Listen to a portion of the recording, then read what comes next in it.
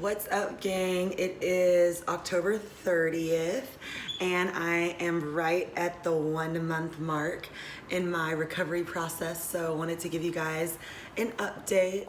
Hey, gang, what's up? I have officially reached and passed the 2 month mark. And I just got back from a date, a really fun date from the same guy who I was telling y'all about a little bit a few weeks ago, the guy who went out with me when I had like no facial movement. So it means a lot, I think, if someone is willing to date you and you're not looking your best. So we're having a lot of fun. Hello, friends. Welcome back to my channel. So excited to spend some time with you today. It's a very special day because it is coming up on my 2-year love anniversary with my husband, which means 2 years ago. Today is when Zach told me that he loved me, and that was only 3.5 months after our first blind date.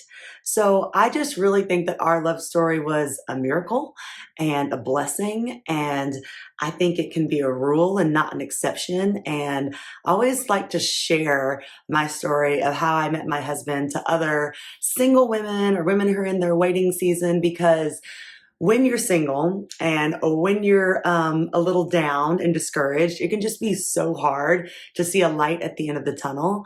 And if things happen in a traditional way, you're like, oh, I've got to meet someone, then we've got to date for 2 or 3 years, then we got to get engaged for a couple years, then we'll get married. It's so far away. But I was thinking like that too, and it didn't even happen like that for me. I met my husband in November. He told me he loved me in March. We got engaged in June. We got married in December. It all happened so quick because I think there were some things that I had done internally to prepare myself to be ready to be a wife, and also, to select and attract the right kind of guy who also was wanting a wife, so we wanted the same thing. So anyway, long introduction as usual, but wanted to do a video today to tell you the story of how me and my husband met. We've been married a little over a year, but we've been in love 2 years. So it's our love anniversary, and our love anniversary always aligns with March Madness. I'm filling out my bracket today. Brackets are due tomorrow morning. And I love talking about March Madness when I talk about our love anniversary, because Zach told me he loved me after the longest date ever. It was like 11 hours, and during the day, not all night. We're Christians. But we had met at like 10 a.m. and we were watching March Madness basketball all day. And at the end of the day, at like 9 or 10 p.m., he told me he loved me. And it was just the most incredible night because I felt like we had just met, but I felt the same way too. But anyway, before I met Zach, I had just celebrated my 34th birthday.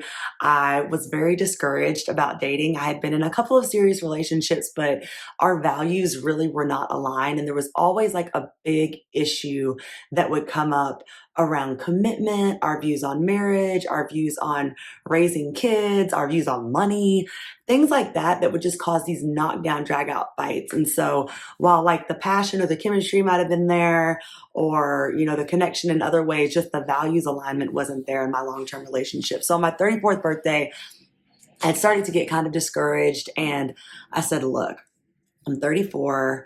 I know I want to have a family. I have not met anyone yet.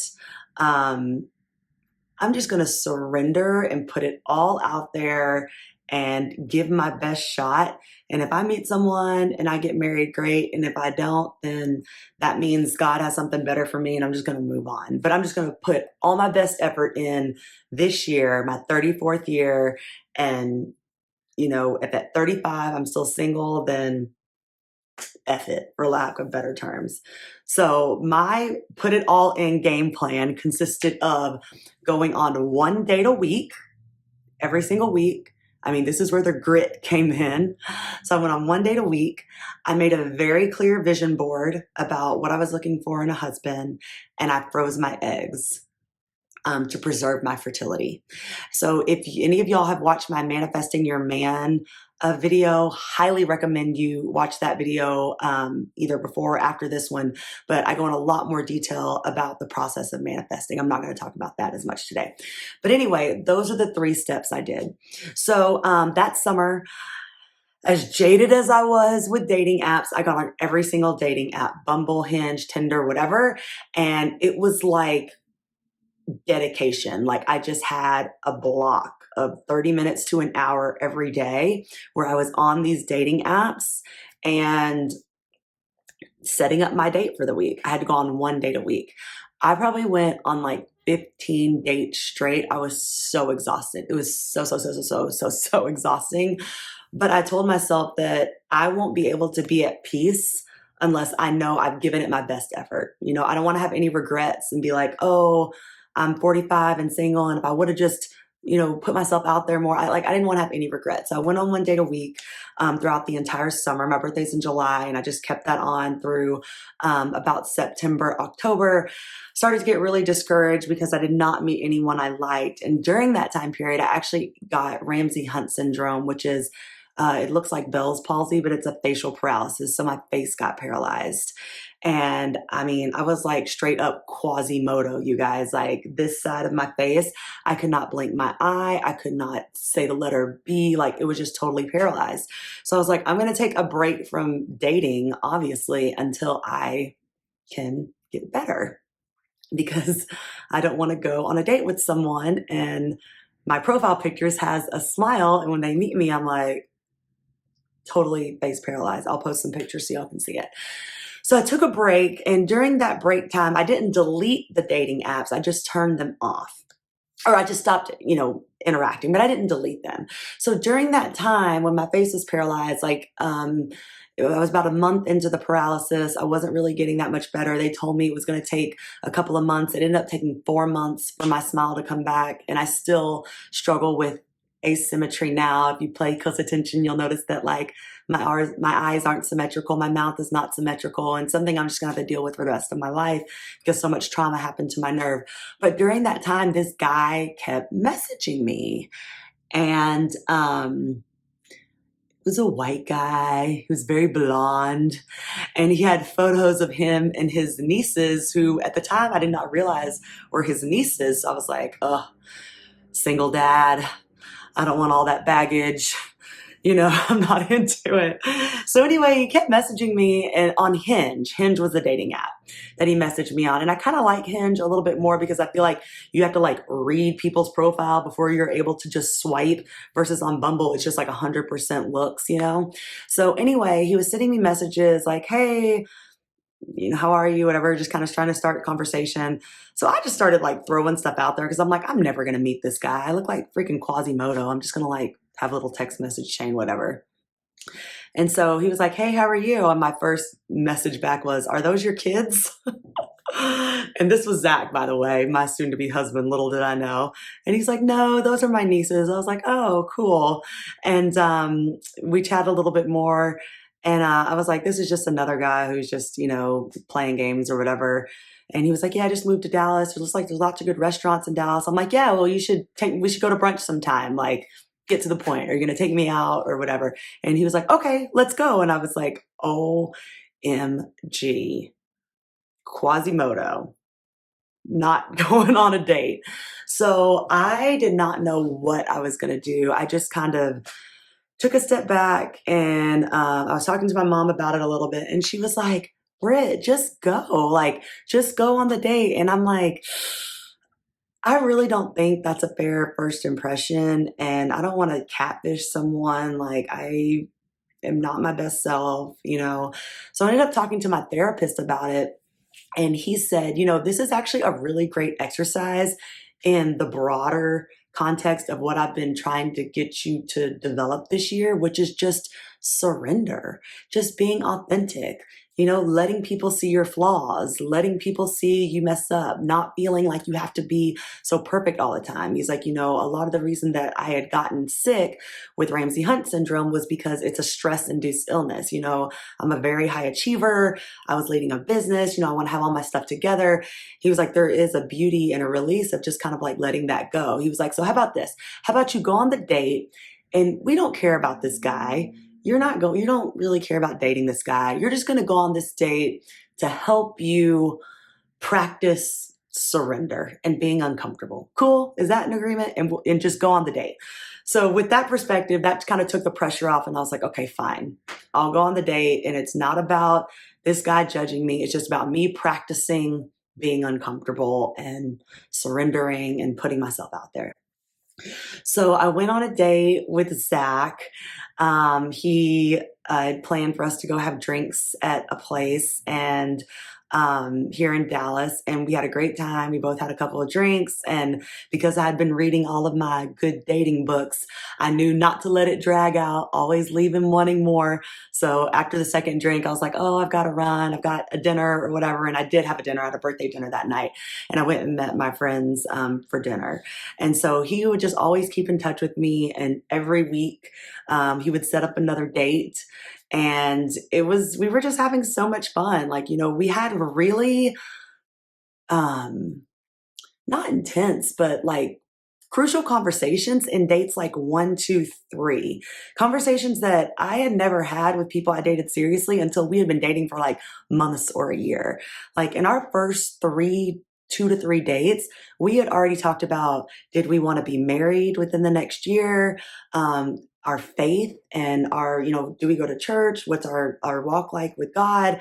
How much time we like to spend with our families? What our goals for like lifestyle were? Because I do work hard, and with that, like I like nice things. Like I want nice car, nice house, trips around the world, and we were like aligned on those things. But most importantly, like the family thing, like wanting kids, loved spending time with our families and wanted to be with someone who wanted to spend time with their family. So the fact that like it was just so comfortable to have these conversations up front was really eye-opening to me, because usually I was too scared to talk about like marriage and babies on dates 1, 2, and 3, because I didn't want to scare a guy away. But one of my really good friends told me, like, be the crazy girl. Just be the crazy girl up front, because if a guy's really into you, he won't mind. Like, he'll let you be a crazy girl, And so I didn't think I was being crazy. I just, thought that, heck, I'm already here with my face paralyzed on a date. I might as well put it all out there and just tell him what I'm thinking and be honest about what my intentions are and see if we're on the same page. And you know what? It was so refreshing because we were. And so, that was the end of November. November 17th was the day of our first date. And then we decided to have our parents meet because I had met his family. He had met mine. We both talked about our families were really important to us. So we said, you know what, let's just peel the Band-Aid off and let's set up a dinner with my parents, your parents, me and you, the 6 of us, and let's just all go to dinner and everyone can meet everyone at the same time. And he was like, all right, like, let's do it. So both of our parents had been like asking, like, I know you're dating someone, I can tell, like, tell us who it is. And I was very just like, I don't want your pressure. So we set up this dinner for all 6 of us at the end of February. We'd been dating for exactly, 3 months, and it was great. Our parents just hit it off. Everybody hugged at the end. We drank a lot of wine, and the place where we went to have dinner, the 6 of us, we ended up choosing that spot to have our rehearsal dinner when we got married. So it had like sentimental value. It was really sweet. So anyway, that was the end of February. And then the month of March, March 22nd, it was March Madness. We, had still been dating, seriously. We had the exclusive conversation, which ladies, don't be afraid to have that conversation. And yes, I was the one who had to initiate it. I think most of the time women are.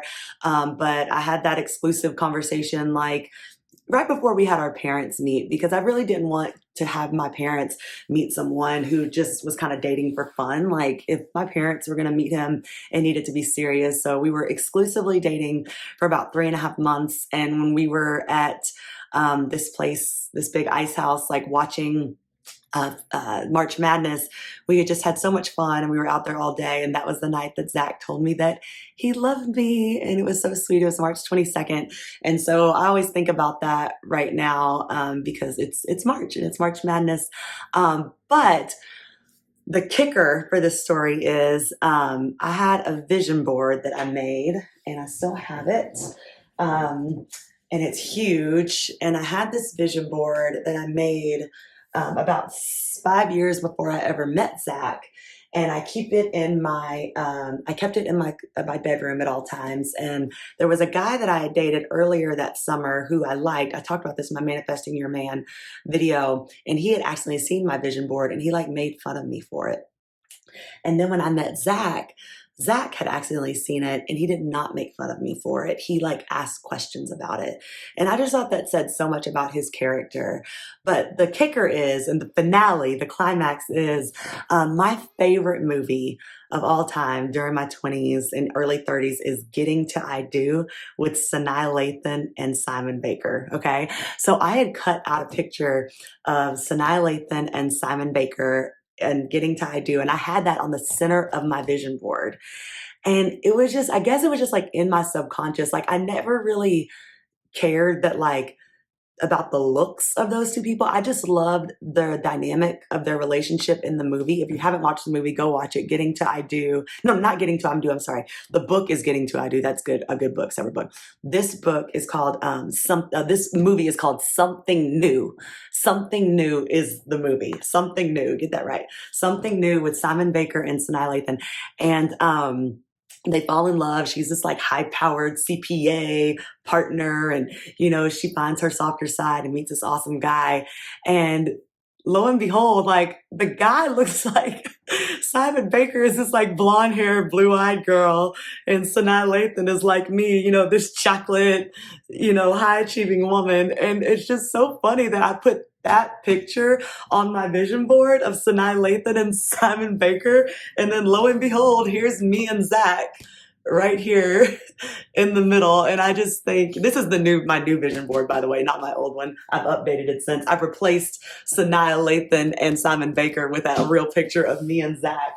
But I think it's so crazy that like I subconsciously like manifested that. You know, I wasn't even thinking about like, oh, I really want to date a blonde guy with blue eyes. But the fact that that was like on my vision board and I was seeing it every day, I don't know if maybe I just naturally attracted it too. But anyway, I just love sharing that story because, you know, we met when I was 34. We got married when I was 35. And I just think, you know, they say when you know, you know. And I was always like, oh, that's hoopla. But I think it really is true. But I think you can only know if you're very clear about what you want. You know, if you're not really clear about what you want, then you're always going to be like, oh, I think he's the right guy. I'm not sure. But I had spent so much time internally, you know, outlining what I was looking for, dating, and realizing what I didn't like, and just putting it all out there so that when I did meet him, and the fact that he loved me and accepted me with a paralyzed face, I'm like, well, I'm just going to get better and better looking. So, you know, this is a good thing. But the fact that someone could just love me and accept me despite, you know, me not looking my best and in a sense, you know, being like disabled in a certain sense. I mean, that just really made me feel so accepted and so loved. So all you single ladies out there, I leave you with this. Put your best effort out there. You know, it is important for you to be in shape. It is important for you to take care of your appearance. It's important for you to take care of your insides as well, your self-care, positive self-talk to yourself, being clear about what you want. Because if you feel good about yourself, then you can attract good. But if you don't feel good, it's really hard to attract good. And I don't think that I would have attracted good in that situation had I had not already done the internal work to build up my self-esteem, go to therapy, do my vision board, because I was at a low point, you know, but I was able to have that internal like, you know, self-confidence just to keep pushing forward. So definitely work on yourself. And secondly, give your best effort. You know, you have to try.